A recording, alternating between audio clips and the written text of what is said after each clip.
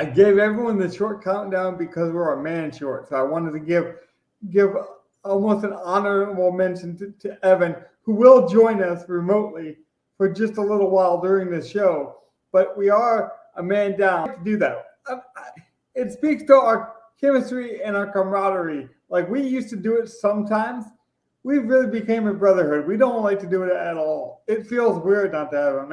It really, I mean, I'm a weird guy anyways. Trust me, I know how to make a party interesting. That's what everyone always says about me. I truly do feel naked though without Evan. It feels like we're missing something. But we do have Donnie, we do have Gov. What's going on, guys? How you doing, everyone? Not much. Yeah. Now, All Donnie, we got to get this out of the way though first. You didn't just go non-camera for Evan, right? Like, it's not Evan that brings out the face of Donnie. You did lose your webcam, I believe. So that's what we're doing? We're solidarity for Evan? Okay. Solidarity. Oh, my bad. I didn't realize that. Solidarity. Yeah.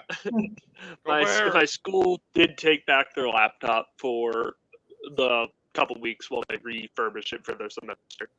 You need to just buy your own laptop. It comes with my next school, so it's fine. Like, for free, part of the tuition, I will own it. So it's no point of buying one. How did you not own this one? Now, they lent it for me for free. Donnie, you just worked out so well for the joke because I'm telling you, Evan was so happy when we all showed our faces. Like, for that next week, we talked about how the show was so much more productive. We were going to, like, our viewership was going to go skyrocket. And he was so stoked. And so the one show he misses, Donnie doesn't have his webcam on. I'm like, this just works out too perfectly. Solidarity. Yeah. I will try to snag my sister's laptop like I did for the last show next time. But I do have a quiz you just question. Steal that shit from her. Older brother that shit. Oh, wait, is she the older sister? No. Older brother that shit. It is true. Now, talking about previous relationships, older, younger, I do have a trivia question about the UFL this week. If you guys are interested, I think it'd be a fun way to. Yeah, let's get it. Give it to us. I don't think I can get it out. Right, but I said it wrong. It's a trivia question. But do you know the narrative this week? The big narrative going into this week? About the two best teams playing each other in probable championship? It is true. We have that. AJ McCarron is basically coming back to his college roots. Is he not? Oh, yes. Going back to Alabama, it's a big deal. Everyone loves AJ McCarron down here. I mean, that's true, yeah. He's kind of for reference, yeah. Well, he kind of became the Cinderella story of the UFL, like his kids and playing, where his kids can see him. The kids have full access. They're on the field. Like, it is kind of that Drew Brees feel where it's like his kids have free reign. They're growing up with the UFL. Like, the live mics. He's embraced every bit of culture that we like about the UFL that does, the NFL always gets this moniker, not for funly, and the Randy Moss, mooning the crowd, Joe Buck still talks about how he's disgusted about that. And there's all these gravitas around the NFL. And so I feel like the UFL does a really good job of just embracing the amateurness and highlighting it in the most fun way. So I had to bring up that little nugget of nuance for everyone because I actually do think it kind of matters just a little bit. It's not one of the things where we're going to guarantee we're going to play AJ McCarron, but it does add a little flavor to the game, I feel like. I say we just get right into this lineup builder here. All right. Let's you got a wheel up? Can you give us a I do not. I do have the one tab open and it does mess up on my phone for some reason. Hold on, I'll hold on. It's a good thing we're not a production show or anything, or trying to do this. Well, I think people enjoy the slight little conversation we have when we get this. All three of us. Okay. So, what's your number? I'm going 27. 81.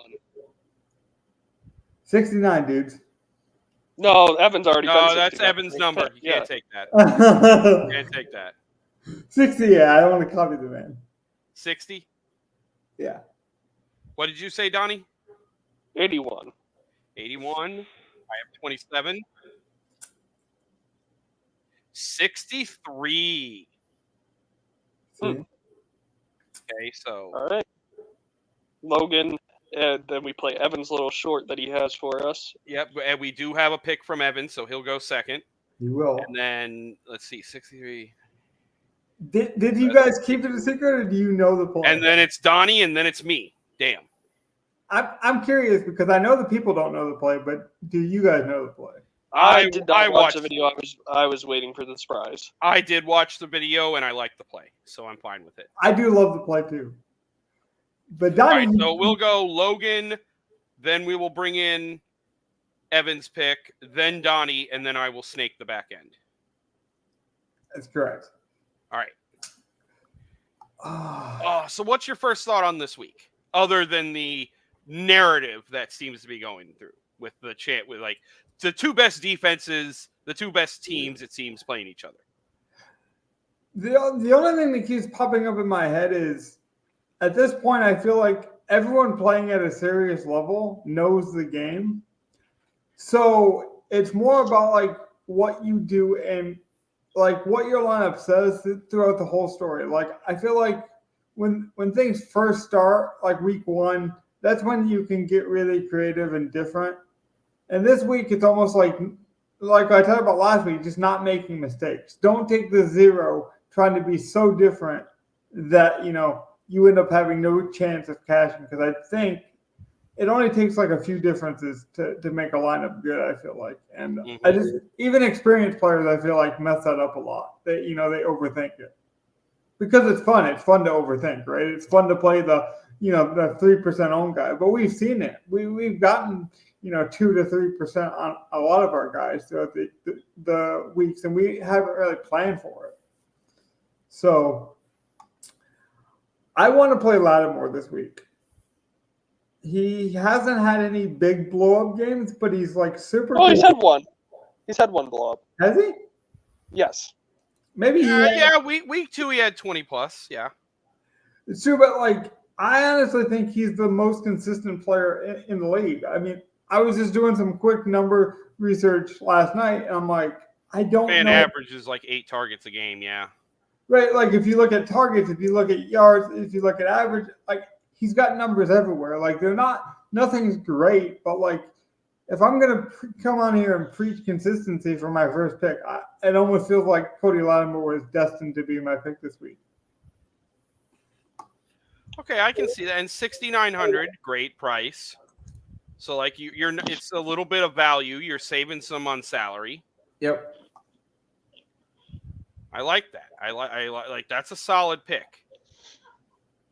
Now, like maybe I'm wrong, but I do think him being like tight end and like not having the huge like touchdown, he's not like seen as a flashy wide receiver at this point. He's kind of seen as a veteran. I just feel like his ownership will still go under the radar a bit. True. What do we got you got Evan's pick ready? I don't, so you guys have to vent for me just a sec. It's all good. Like I said, like Lattimore's a great value play. It works out perfectly. So, like right now, we're in a perfect spot with the lineup. I think that game, like you get a late game hammer. Mm-hmm. So like, works out perfectly. Let's see what Evan's pick is. I do have Evan's pick. Are we ready? Yep. Hey, what's up, Wheels Up Fanatics? Evan Sather of Barely Fantasy here. As you can see behind me, I am in the beautiful Sarajevo, Bosnia right now. I'm out here on vacation, take a little break from life and football and all that. Just wanted to check in, say hi, let you know I'll be out for the next week and a half or so and living it up a bit out here in Europe. And I at least wanted to check in with my play of the week for UFL lineups coming up if you play on Draftkings. And coming up at $6,800, not too expensive, not too cheap, JP Payton, Arlington. Definitely got to play him at wide receiver. He's getting the targets. He's getting the rushing volume. Memphis is horrible at defending the pass. I don't think you can lose sticking him in your lineup. And I will check in with all you all next week where I will reveal where I go next. Hope you're all having a good time. Back in the States, at least. And I'll talk to you all soon. Take care. Now, I do have one problem with that video, if I'm being honest. Evan is assuming that we have no international viewership. I don't like that. Well, I think it's a safe assumption. I mean, it's not. I mean, I don't give. Like, I honestly don't care. Let people assume what they want. But here's what's gonna happen, Gov. Now, if we do get some international love in the comment section this week, now Then they all gonna hate on Evan. yeah. Send the hate his way. Remember, at Barely Fantasy on X. Okay. I know the man was nervous the first couple weeks coming on his podcast. Now he's got the whole Now thing he's gonna figured get out. international hate. Oh God, it's soccer hate. Oh God. Now, how many times do you think he filmed that video though? Like how many times before he hit send? I think it is just one take. I think he's That's a one taker. That's a one taker because there's a little bit of like he may have thought about what he wanted to say. But that's a one taker, especially since he had to go back in and be like, "Fuck, I got the price wrong," and flash that. I appreciate that. But like, I like the pick. Like, that's a good play. It's another play. really good cheap value play. I think Peyton's going to be chalkier by far than Latimer, but they're both very good, consistent plays. No, and I agree. Memphis has not been good, so Arlington has, like the best matchup, I think. Especially since the two top defenses are playing each other. And everyone's going to want to play a piece of that game. And if I'm being honest, Peyton was my pick in my play, and I actually previewed Evan's pick for that reason. I'm like, if he picks one guy, I would have put Peyton in as a value play if we needed it on my pick too. So like, I'm perfectly fine with the Peyton play. Like Evan knows a good play when he sees one. I appreciate like Dynasty guy learning how to find a good DFS play. There you go. Yeah, and it's going around to me next, right? Yep, you are up. All right. I know that he hasn't been the best play. His price has gone down a little bit. But in a game that's going to be so chalky and there's so many weapons, and honestly, I could see St. Louis just not playing that well and not being able to keep up, and Birmingham controlling the game their way. Oh, I disagree. I think that might be honestly a low-scoring game. I could see that being like 17, the first like 17-13 football game. Yeah, exactly. Like, I'm just thinking CJ Marable's a safe play. They like the guy. They get him the ball a decent amount. Everyone's going everywhere else in this game. I think this makes a lot of sense to finally play Marable. His price is not as bad as it was once before. Maybe I'm wrong, though. Not the worst. Like, it's the lowest he's been all season for a price. Yeah. And he does still get more passing work than Person. The only problem is, like, this is also an offense with, like, 3 rushers. Because you get Marable, you get Person, and you have Martinez who can add rushing upside to this offense. So it caps the upside, but I do think you're right. There is the ability to have, like, a 8 to 10 attempt, 5-6 target floor, which is pretty damn good for a running back. And only being like the 10th most expensive, like you'd have to like take a shot on like a Victor or someone that just falls into a touchdown right now. And I don't see a lot of cheap. So like the best way to beat St. Louis probably is going to be to just keep the ball in their hands. The St. Louis has looked really, really good offensively. Their weakness has, if there is one, been on defense. I think it makes a lot of sense. Yeah, I was doing some producing on Evan's pick, so I didn't get to give a good take on it, so I'll just be quick here. We saw with the Stallions that there was a heavy rain game where they had to rely on the run. We already know they already like to rely on the run.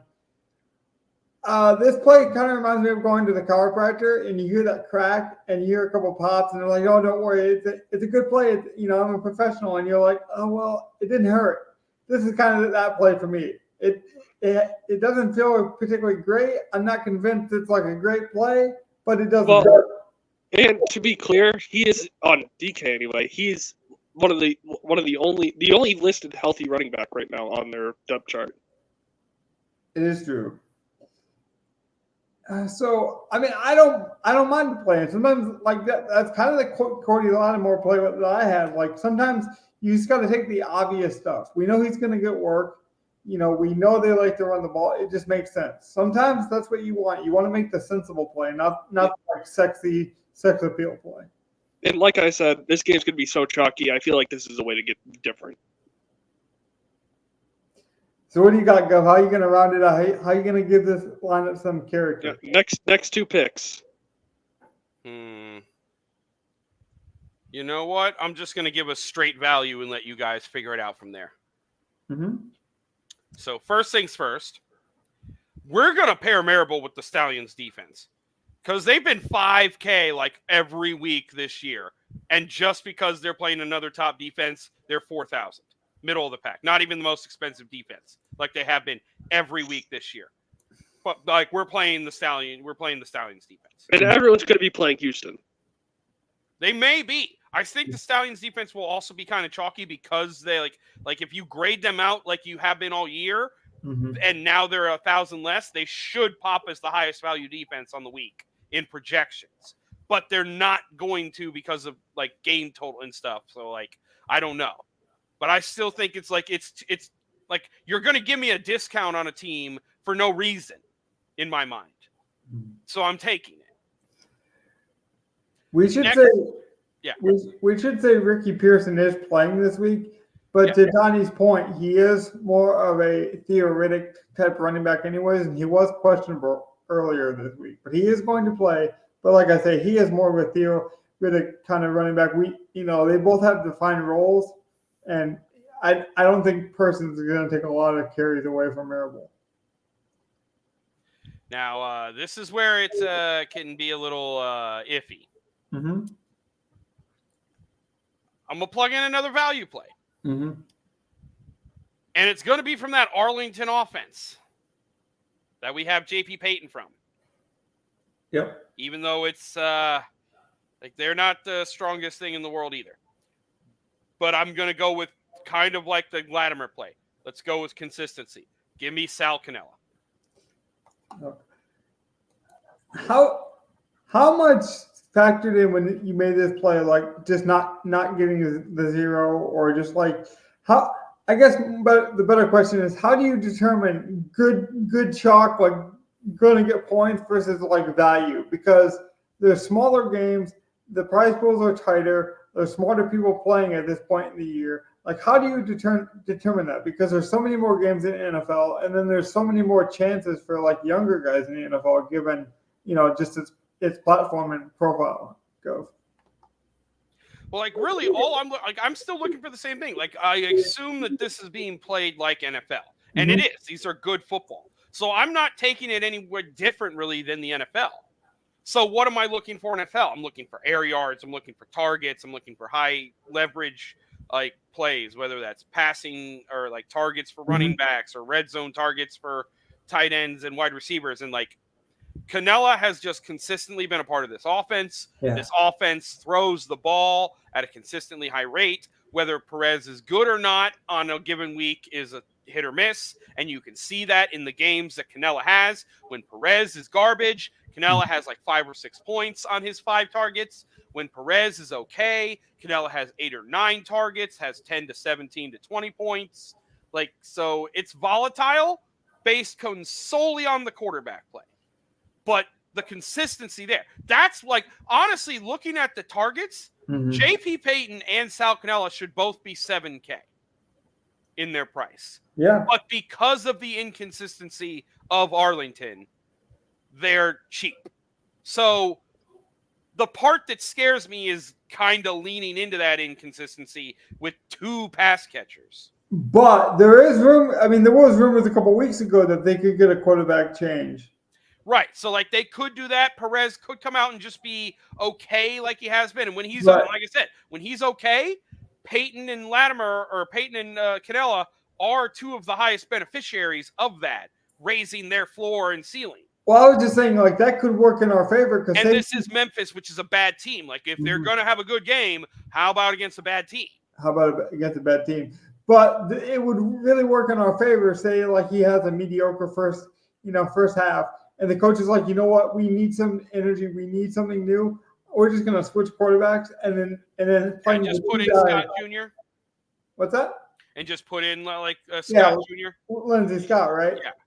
Because Scott's already seen more kind of a dual threat kind of quarterback. And like we know, like even with Perez, like 36, 36, 37, 40, like he's chucking the ball most games. Right. Because I don't want to play Perez because I do think Lindsey Scott could get in the game. Right. And like I left us enough money so we don't have to double stack it with Perez if we don't want to. We can still play either Martinez, who's going to be the highest owned quarterback, but I don't mind playing him with the running back in the defense. I don't mind playing him naked. He has rushing upside, and he can throw for 300 plus yards. So like it's just a very solid play. But again, he'll be like 40% owned. We could pay up for AJ McCarron on the other side if we really fucking wanted to. Now feel free to jump in here, Donnie, too, because I just want to throw it back to Go because I know he loves game theory and so do I. We could have a whole other off-season conversation just on this. Because I actually do the opposite of you. I actually view this sport differently than the NFL in the fact that when I'm like looking at a tight end, for example, versus a wide receiver in the NFL, I'm only considering like maybe Travis Kelce in that wide receiver tier. Or like I'm really tearing off even my positions like quarterback, like you need to be a rushing quarterback if I'm going to pay over this amount, whatever that may be. And the UFL, we're seeing such a target density, and the games are different, and all of the games are different with the 2-point conversion, the 2 points and the 3 points. I just I don't even think about tight end. I don't even think about price sometimes. I'm like, I want to play this guy. I'll find a way. Maybe that's me anyways because I like starting the scrubs. I got my next play though, and it will give us any quarterback we want, which is another reason why I really like this play. But we're going to DC and taking a receiver from there, Kelvin Harmon. He has been just absolutely amazing lately. He had that game against St. Louis where they got blown out, but it seems like 6 targets, 11. There you go. Yeah. That's a good one. Yeah. And then he's had a touchdown each of the last 3 games, 30 targets in the last 4 games. And when they're in close games and when they're winning, or if they win like they did last week, he's involved. I think they're going to want to keep him involved as they've, had a little bit of an uptick in their playing. Mm-hmm. Against Michigan, not the greatest team as it is. I could definitely see DC finally just having, looking like the DC of last year. And Harmon, they want to get him involved in this offense. It's very clear whether it's going to be in the short game and it's just he's a dump down guy or he gets out open. That's to be seen. I'm not gonna lie to you. This is basically my lineup. Give a few already. This is kind of my base lineup for the week. It's crazy how similar we are here. I guess it's not given the chemistry and how many shows we've done about the UFL already this season. But I love Harmon this week. I feel like his production is different than like Butler because Butler is relying purely on athleticism. Like he is just bigger, stronger, faster than most people in the league, right? Pearson's been hurt, but he came in with this crazy good athletic profile. Harmon's just productive. Yep. And he's just like, I didn't know who he was, but he's productive. And in a week of a lot of, this one game of St. Louis Birmingham, and there's going to be a lot of picks from that, I think it's good to have a lot of avoiding of it. You definitely need to have a piece because those are 2 good teams. So something, but play it whatever way you think. Like us playing it the way of the running back and the defense, I like that. Like that's not going to be the main way you stack that game, but it definitely could go the way of Maribel getting a couple of like good targets, falling into the end zone. They control the game. It's low scoring. So Martinez doesn't go off. None of the receivers go off. It's entirely possible. It does remind me of like a week where we would see like the Buffalo Bills against the Kansas City Chiefs and everyone wants to play Josh Allen and Mahomes. And we're like, hey, you know what? There's going to be a lot of points in this game. I like this game and everyone else does too. I'm going to still play it. I'm just going to play it different. And with quarterbacks, we have my favorite Dormade left. That's who I'm playing this week personally. But Etling's not a bad pick either because he has so much rushing upside as well. You could actually go him too.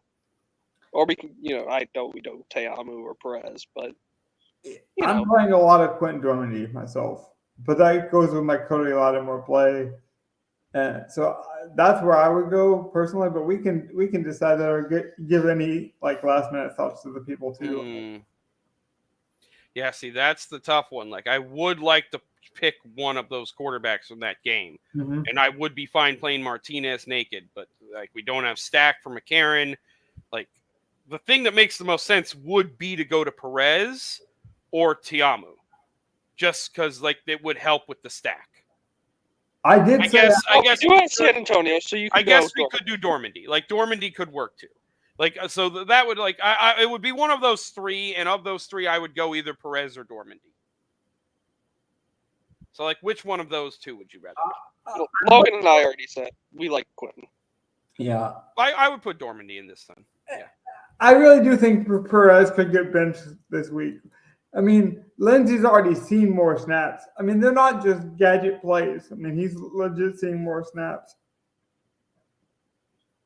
Dormady. Okay, got it.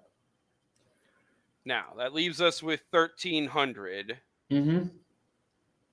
I kind of like leaving the money on the table. It almost guarantees that we're going to be different, right? Yeah, because I'm trying to see like. You could move off Marable, but then that kind of it gets us out of that game, and I don't want that. Like the only thing that would make sense would be to move off Peyton to go up to like Stevenson and double stack Dormady in my mind, and I don't want to do that. Like I think this is fine. You get a single stack of Dormady, you get your piece of the St. Louis Stallion game. You're sort of like stacking an underrated offense in Arlington. Yeah, and that's what I was going to say. This proves it's not the NFL because you would probably never leave over $1,000 in an NFL lineup unless there was some kind of crazy good value. But actually, I just think Gov hit on it earlier. I just think it's an underpriced week. All these guys should probably be $1,000 more. If you look at their target, what they're projected to do, and then how we're going to get different with the highest projected game of the week. Well, yeah, Carmen is. I think it's because he plays for DC, and you just don't know if they're able to score. But like, if he does more athletic things, I feel like he's $9,000. Like, it's weird. He's almost like the Tim Duncan of this league. Everything he does is very technical. It's very like in and out route running. It's been beautiful to watch, but you got to be a technician of the sport. You got to really like it in that way to appreciate what he's doing. Did you guys have any thoughts? Anything else about the UFL that you want to speak about? Well, Evan's on vacation. I have family here on vacation, so that's kind of it's kind of a chill week for us. I think. I don't have much more to say. No, in fact, I actually have a pretty deep dive, interesting kind of sidebar to tell Gov, but I actually want to save that for Evan because Evan thinks he'll be back not next episode. He thinks he'll be back like next Friday. Yeah, maybe next builder. See, I really do miss Evan. See, I'm already hoping he can get back sooner. But I actually would like to keep this a shorter show as well. The one thing I will say is I've met a lot of good people in the UFL streets. We've seen a big boom recently. People have been loving that we're so dedicated to the lineup builder because, like I said, people were talking about it in week 1 and week 2 because the prize picks were out there because the sports books were really boosting odds. We're doing the work now. This is we're grinding. We're about 30 seconds from that hard out, Logan. I'm challenging you. Well, you don't have the button. I do, so I guess I could make it anytime. I could make it 20 seconds. Peace out. Oh God.